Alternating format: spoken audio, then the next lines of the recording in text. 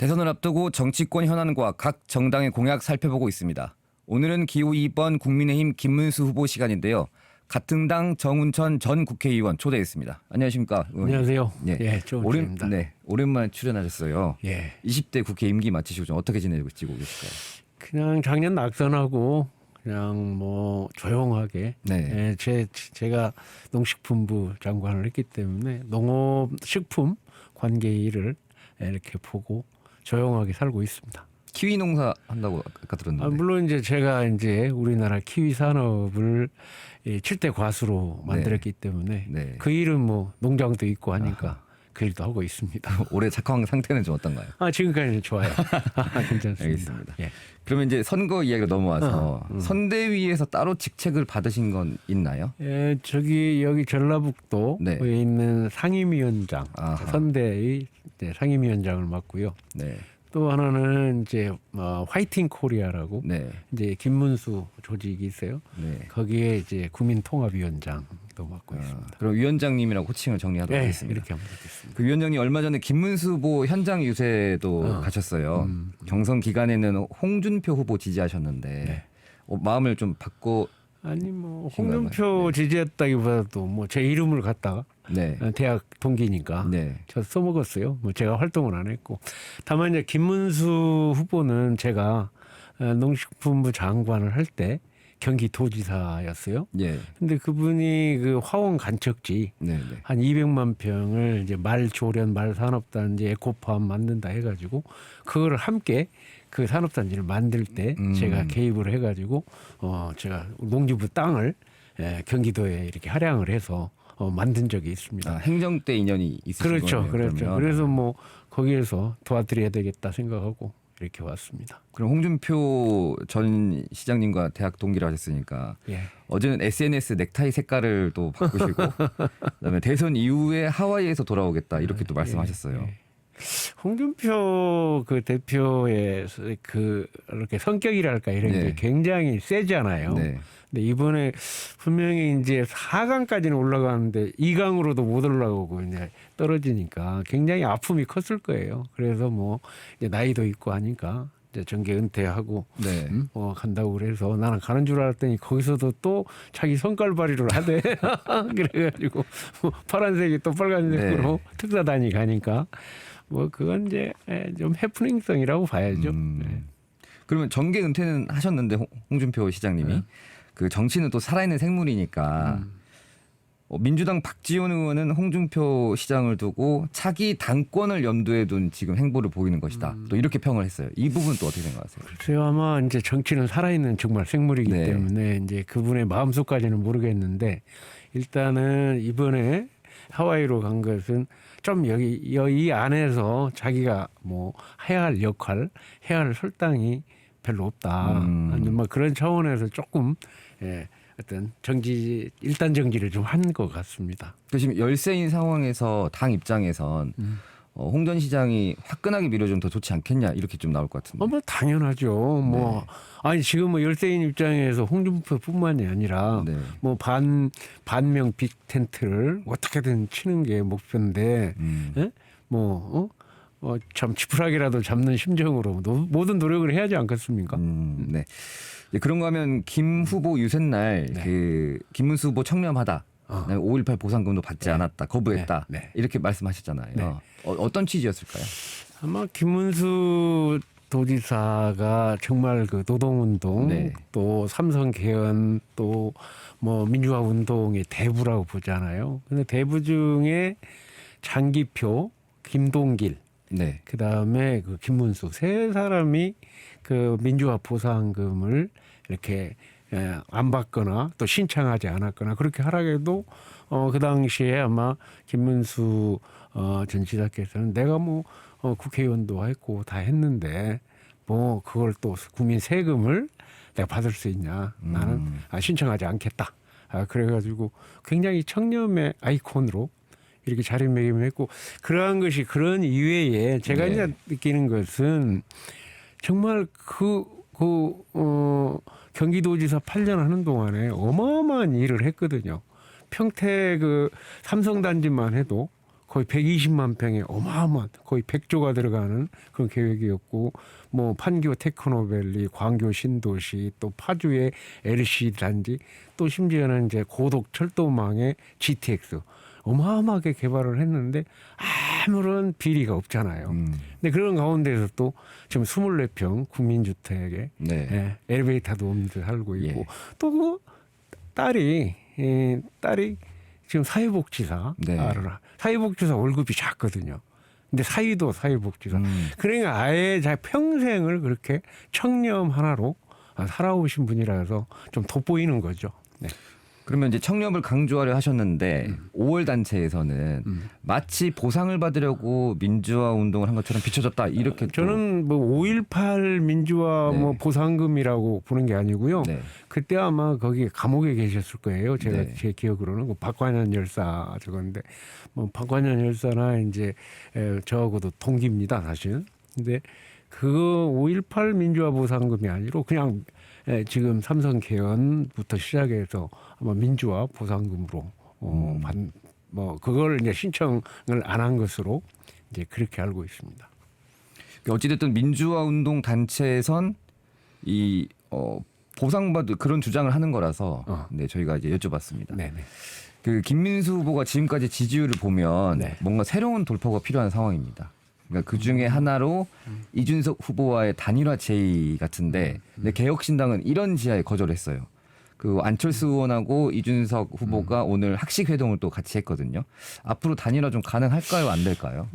지금 현재 어쨌든 우리 이준석 후보로는 몸집을 좀 키워야 되지 않겠어요? 네, 그래서 아마 제가 보기에는 이제 40%선 넘어서면 네, 이제 이준석 후보의 한 10%, 8% 이게 합쳐지면 아마 이재명 후보의 그걸 넘어설 수 있는 거 아니겠습니까? 네. 막 그거가 아마 전환점이 돼서 단일화하는데 좀 기폭제가 되지 않을까 이렇게 생각이 되고 그거는 이제 시간이 얼마 안 남았는데 아마 저는 그게 아마 이번에 큰 전환점이 될 수 있는 계기가 있고요.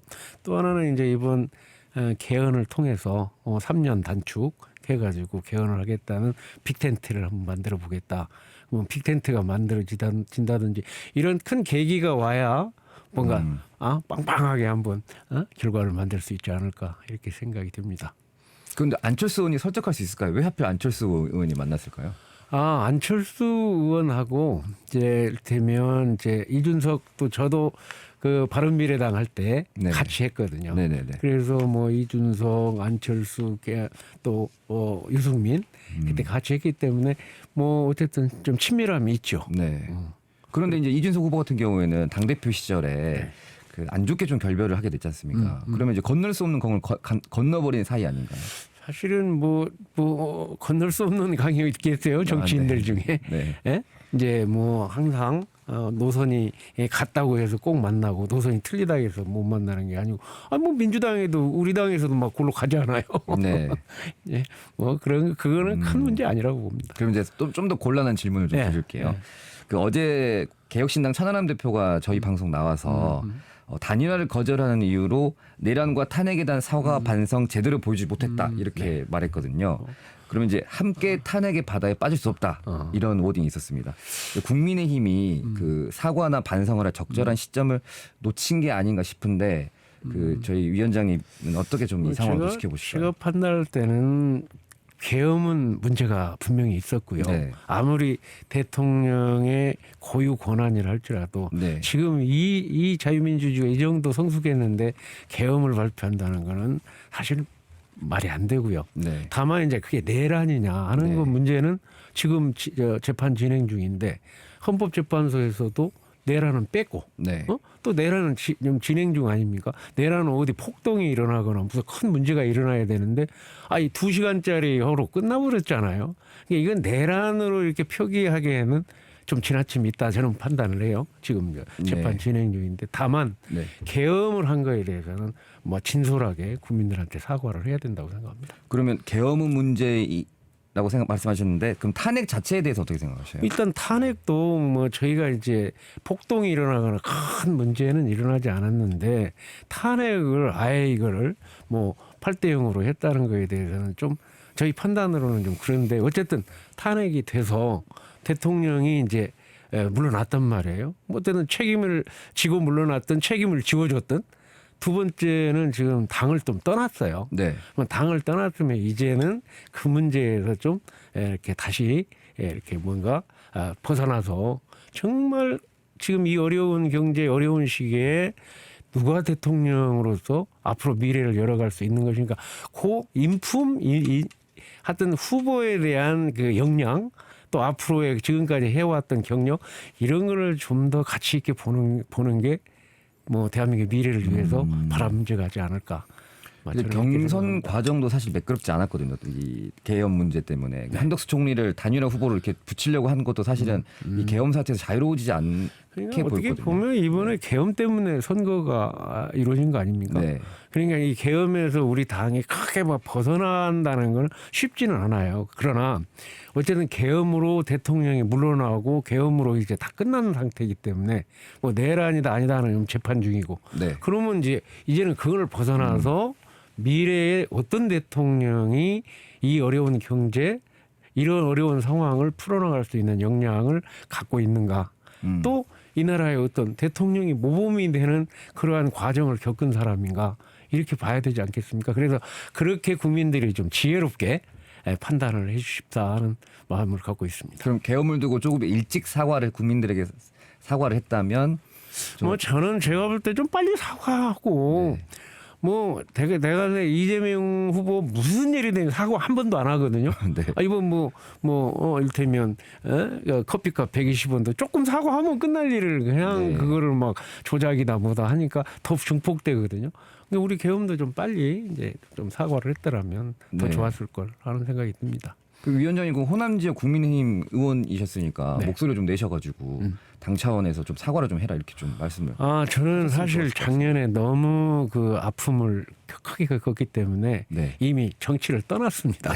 떠나서 지금 있다가 아까 얘기한 대로 김문수 후보하고 저 관계가 있어서 뭐 여기에 지금 보수가 아무도 없는 그렇죠. 그냥 힘이 없는 상태이기 때문에 제가 이렇게 좀 도우려고 왔습니다.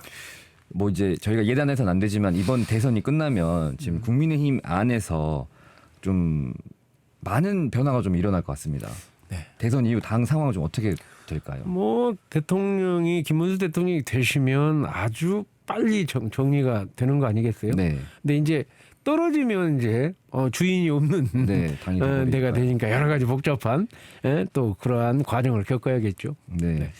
이 안타까운 이야기를 또 드려야 되는데 그 오랫동안 쌍발통 정치를 말씀하셨어요. 그리고 이제 호남 동행응원제 굉장히 중요한 사업이었고 또 지역의 여러 수건 사업들을 해결하시기 위해서 서울과 전북을 오가면서 많이 활동하셨는데 그동안 쌓아온 공이 좀 무색하게 그 계엄과 탄핵으로 호남 이후의 호남의 민심이 조금 많이 이제 상실된 것 같은데요. 그래서 이제 탄핵에 반대한 조배숙 도당위원장을 도당위원장이 최소한 책임지는 모습을 보여야 되는 거 아니냐.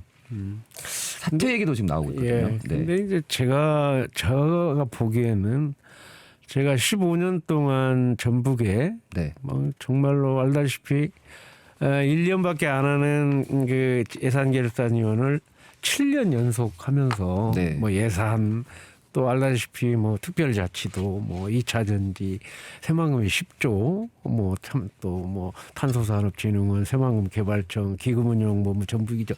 거의 이거는 쌍발통 협치로 다 이루어졌거든요.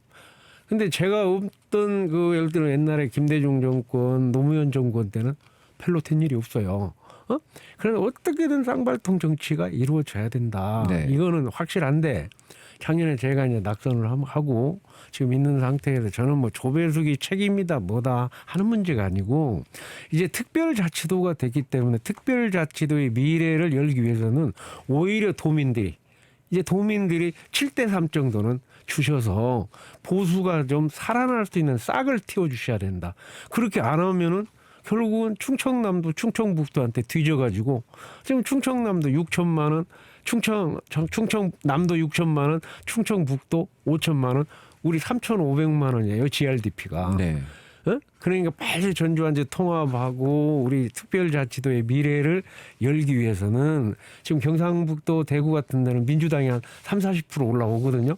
그러니까 우리 전북 본인들을 위해서라도 30% 주시면 또 우리 보수의 어떤 역량이 있는 사람도 그 싹을 키우기 위해서 올 수 있거든요. 근데 앞으로 뭐 그냥 완전히 압도적으로 지금 민주당 국회의원들 10명인데 한 명도 지금 없잖아요. 지금 조배수 의원도 어떻게든 제가 비례대표 우선 추천 제도로 해서 비례로 지금 맡고 있거든요. 네. 그래서 사실 이 지역구에 한두 명은 꼭 만들어 주셔야 우리 누구를 위해서가 아니고 그 국회의원을 위해서고 보수를 위해서가 아니고 우리 전북 도민들 스스로를 위해서 그렇게 만들어 주셔야 된다. 저는 이렇게 꼭 주장하고 싶습니다. 제가 동의하지 않는 건 아닌데, 네. 저도 이제 동의하는데 그 조배숙 이제 의원 같은 경우에는 호남 민심과 굉장히 괴리된 어떤 정치 행보를 보이고 계셨어요. 그래서 이게 새로운 인물이 등장해서 조금 이제 호남 보수도 쇄신을 좀 해야 되는 건 아니냐라는. 물론입니다. 아닐까요? 그래서 네. 사실은 이제 그게 지역구라면 당연히 그런 데 대한 책임도 하고 지고 해야 되는데 그분은 사실은 비례대표입니다. 네네. 비례대표이기 때문에 조금은 벗어났죠. 전국군인가? 꼭 호남에 대해서 자기가 책임져야 할 정도는 아니거든요. 비례대표라는 거. 이건 지역구를 갖고 있으면 지역에 대한 책임이 있지만은 그래서 그런 부분에서 사실 제가 뭐 당신은 전북에 완전 책임져라 이렇게 말하기는 좀 무리가 있지 않을까 이렇게 생각합니다. 그 조배수 의원 같은 경우는 민주당 잔상을 좀 지울 수가 없어서 최근 행보가 좀 설득이 좀 안 되는 것 같아요. 도민들한테. 그래서 좀 제가 이렇게 나왔지 않습니까? 그 광주 전남만 해도 얼마 전에 이제 네. 국민의힘이 현장 간담회를 가질 정도로 조직이 좀 아직도 이제 있던데 건재하던데 전북도도 구심점이 좀 있어야 될 것 같아요. 뭐 복귀하실 생각은 없으세요? 전북 네. 전남까지 제가 포괄해서 국민통합위원장으로 네. 동행의원 50명 만들고 네. 전북만 해도 동행의원 한 20명 만들었고 네. 또 협력관을 만들고 해서 협치의 그런 시스템을 만들었거든요. 근데 이제 그 협치 시스템이 거의 무너지다시피 했기 때문에 사실 그 전북 도민 시민들이 정운천이를 그냥 소환을 지금 하고 있어요. 그래서 이번에 다시 또 왔는데 네. 어쨌든 이번에 이제 대선에서 그래도 조금 유의미한 표를 주셔야 네. 그걸 에너지로 제가 내로든 뭐하든 하지 아무것도 없는 불모지에 또 내려와서 제가 뭐를 할 수 있는 명분이 없지 않겠습니까? 그래서 다시 한번 호소해서 쌍발통 정치가 이루어질 수 있도록 하는 그런 기초 기반 좀 만들어 달라.